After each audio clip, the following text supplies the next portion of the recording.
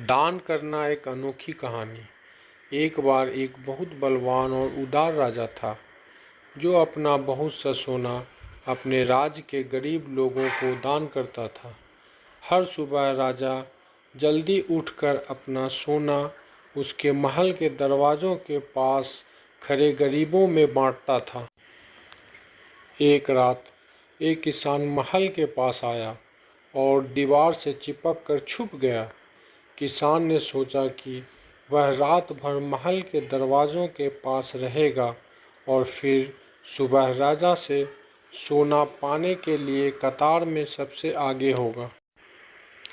अगर मैं सबसे पहले गया, किसान ने सोचा, तो शायद राजा मुझे ज़्यादा सोना देगा और फिर मैं कभी गरीब या भूखा नहीं रहूँगा।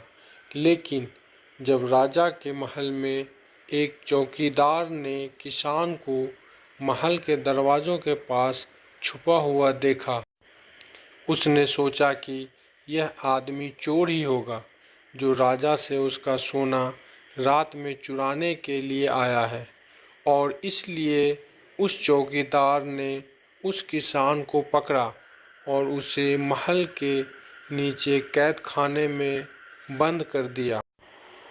अगली सुबह पिछली रात का किस्सा सुनकर उस उदार राजा ने जाकर कैद खाने में बंद किसान से बात करने की ठान ली।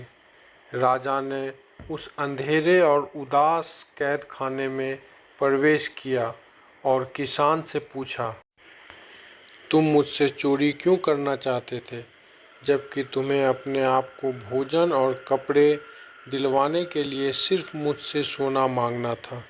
क्या तुम्हें पता नहीं कि मैं यह तुम्हें खुशी से दान करता? उस गरीब आदमी ने समझाया कि वह कोई चोर नहीं था, सिर्फ एक किसान था जो बुरे समय से गुजर रहा था और जिसे मदद की ज़रूरत थी।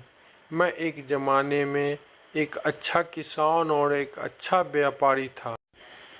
उस आदमी ने कहा, लेकिन फिर अकाल पड़ा और चोरों ने मेरी मवेशी चुराई। उस किसान ने सीधे राजा की तरफ देखा।